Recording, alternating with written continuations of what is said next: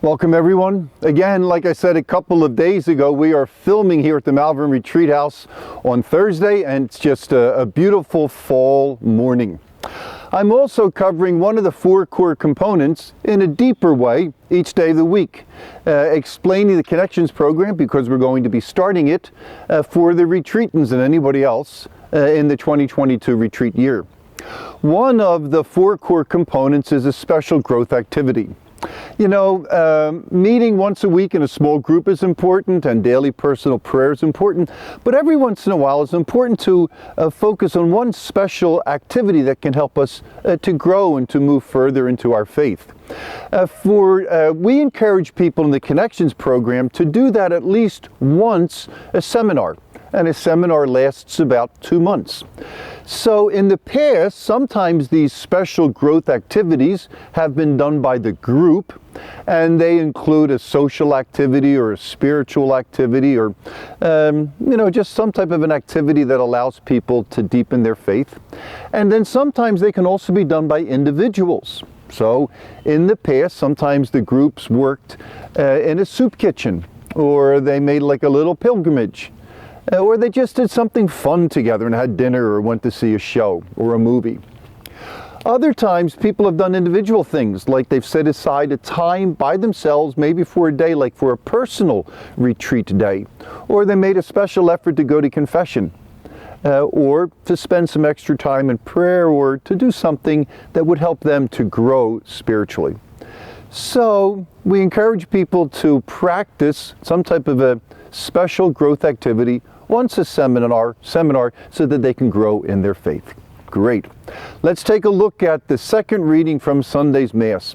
When I was young, I worked in a restaurant, Williamson's Restaurant on City Line Avenue. My mother worked there, my brother worked there, my sisters worked there, my aunts and uncles and cousins worked there. And there's two things that are kind of a given in the restaurant world, especially in the kitchen part of the restaurant world. The first is a high turnover rate of chefs and cooks. It's just a brutal industry. People come in, they work, they get burned out, and they leave. It's a high turnover rate.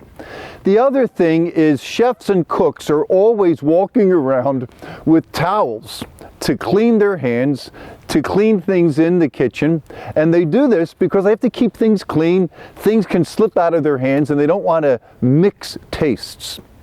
The second reading today addresses both of those things, believe it or not.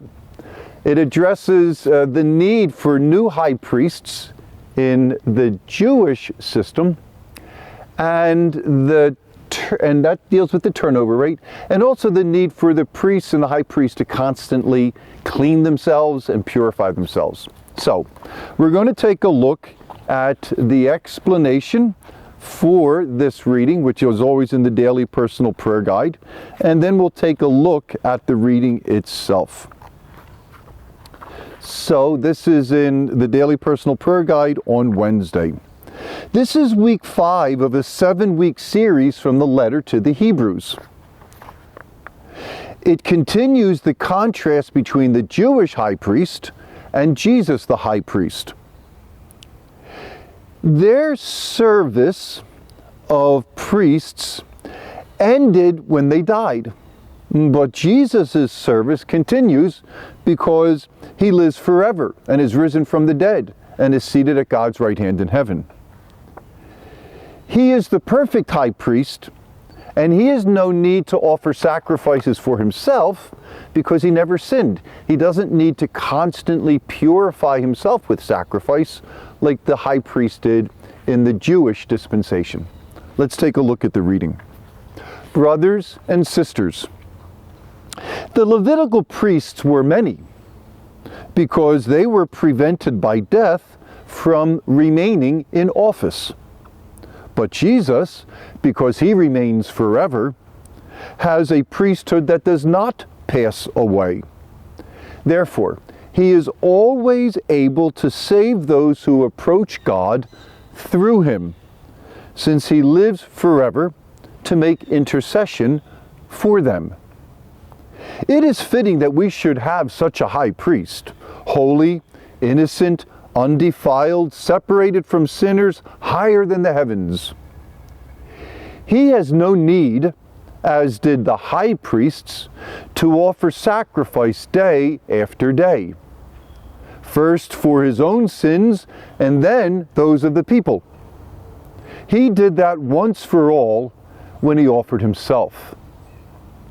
For the law appoints men subject to weakness to be high priests.